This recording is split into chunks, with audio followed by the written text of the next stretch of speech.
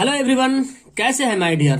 तो आज आपके लिए लाया हूं क्लास 10 का इंपॉर्टेंट सोशल साइंस का ऑब्जेक्टिव क्वेश्चन। ठीक है, सोशल साइंस का ऑब्जेक्टिव क्वेश्चन। इसमें आपको हिस्ट्री का सवाल मिलेगा, ज्योग्राफी का भी सवाल मिलेगा और आपका इकोनॉमिक्स का भी सवाल मिलने वाला है। ठीक है, तो इस तरह से मैं आपको डेली यहाँ पे 9 बजे सुबह दिन में साइंस का और सोशल का सब्जेक्टिव क्वेश्चन ला रहा हूँ। अगर आप पहली बार आए तो चैनल पे ज्वाइन हो जाइए, सब्सक्राइब कर लीजिए, बेल आइकन प्रेस कर लीजिए ताकि जब भी मैं वीडियो बनाऊं तो आपके पास पहले नोटिफिकेशन पहुंचे। और जो पहले से जुड़े हुए हैं उनसे मेरा कहना यह है कि अगर आपको ये सब सवाल आपको याद है तो बहुत अच्छी बात है। अगर याद नहीं है ना, अगर याद नहीं है तो इसको कॉपी पे नोट करके याद करो, तो मेरे ख्याल से सबसे अच्छे और सबसे बेहतर तरीके से याद होगा। चलो स्टार्ट करते हैं। तो वीडियो को शुरू से लेकर आखिर तक देखना। आप किसी भी बोर्ड से हो, डोंट वरी, सभी का सोशल साइंस बराबर है। ओके, देखते हैं सबसे पहला सवाल क्या बोलता है। देखिए यहाँ पे भूक्षरण क्या होता है। भू के मतलब होता है क्या? भू के मतलब होता है जमीन, है ना, मिट्टी, भूमि जिसको बोलते हैं। ऐसे ही पृथ्वी, भूमि का विलोम पर्यायवाची शब्द होता है भू। क्षरण के मतलब होता है नष्ट हो जाना, नष्ट हो जाना। ठीक है, तो भू मतलब मिट्टी, भूमि, जो भी समझो, नष्ट हो जाना, मतलब भू क्षरण किसे कहते हैं। अब देखिए, मृदा को अपने स्थान से विविध क्रियाओं द्वारा स्थानांतरित होना ही भूक्षरण कहलाता है। मतलब जो मृदा मतलब जो मिट्टी होता ना, अपने स्थान पर, मतलब जहां पे मिट्टी है वहां से मिट्टी कहीं और स्थानांतरित हो जाना विविध क्रियाओं से, किसी भी क्रियाओं से, चाहे बारिश से हो जाए, चाहे हवा से हो जाए, है ना, चाहे कोई आदमी उखाड़ के फेंक दे। ठीक है ना, तो इस तरह से अगर पेड़ नहीं लगाएंगे तो फिर ये भी गड़बड़ होगा। पेड़ नहीं लगा रहे हैं, पेड़ को उखाड़ लिए तो मिट्टी का हो जाएगा, खत्म हो जाएगा। तो मिट्टी को जकड़ने और मिट्टी को एक जगह रखने का काम पेड़ भी करता है। अगर आप पेड़ काट रहे हैं ना तो भूक्षरण भी होगा। बारिश हुई है तो मिट्टी बह के भी जाता है, हवा से भी उड़ के चलता जाता है धूल, है ना।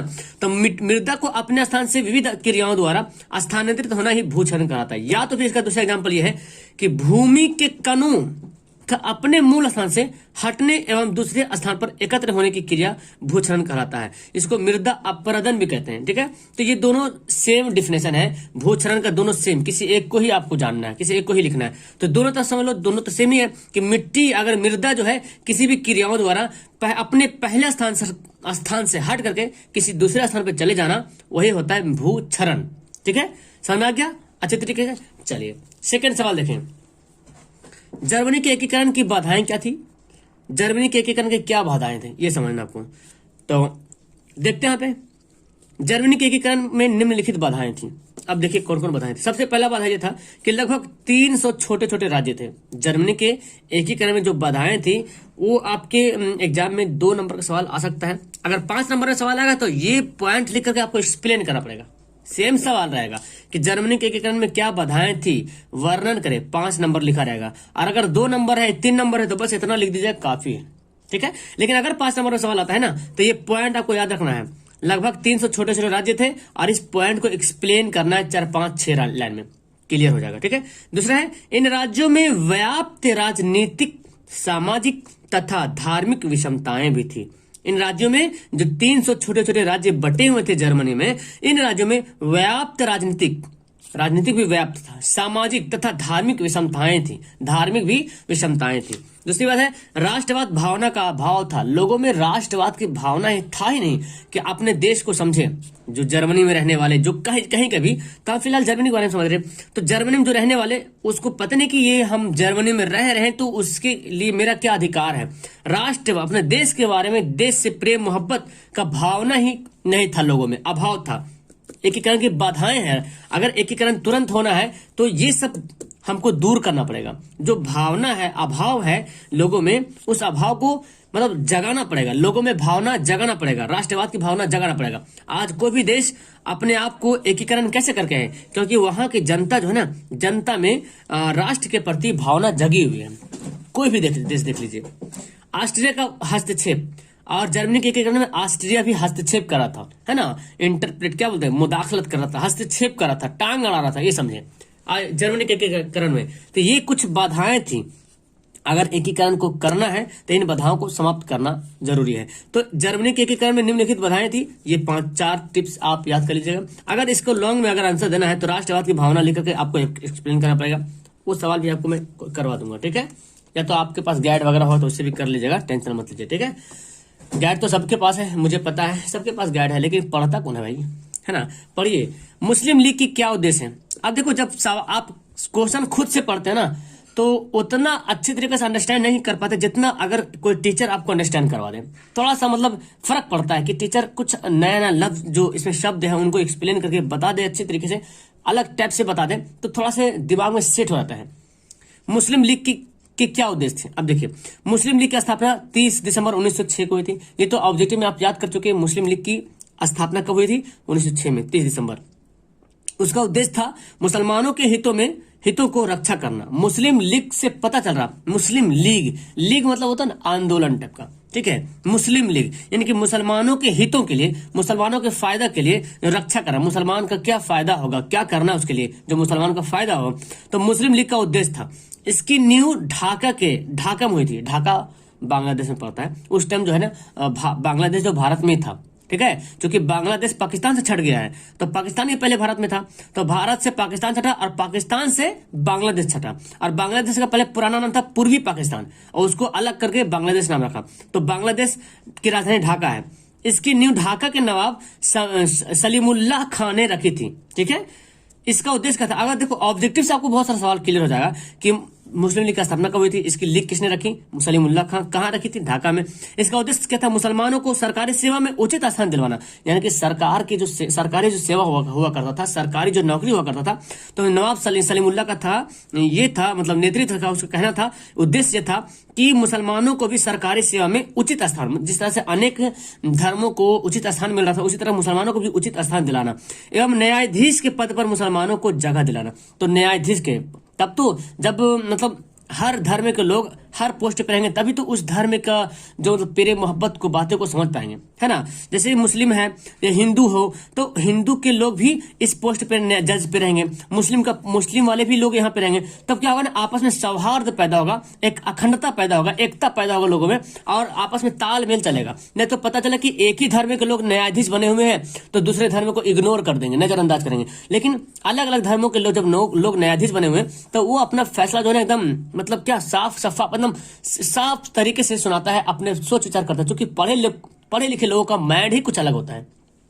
तो उनका कहना यह था कि सरकारी सेवा में उसको उचित स्थान दिलाना, न्यायाधीश के पद पर मुसलमानों को जगह दिलाना एवं निर्वाचक मंडल बनाना एवं काउंसिल में उचित जगह पाना। मतलब कि जो सरकारी सेवा में जो जो काम हो रहा था, मतलब जो भी नौकरियां हो या सरकारी सेवा हो, न्यायाधीश के पद पर मुसलमानों को जगह दिलाना, निर्वाचक मंडल बनाना, है ना, काउंसिल में उचित स्थान दिलाना। तो ये सब मुस्लिम लीग का उद्देश्य था।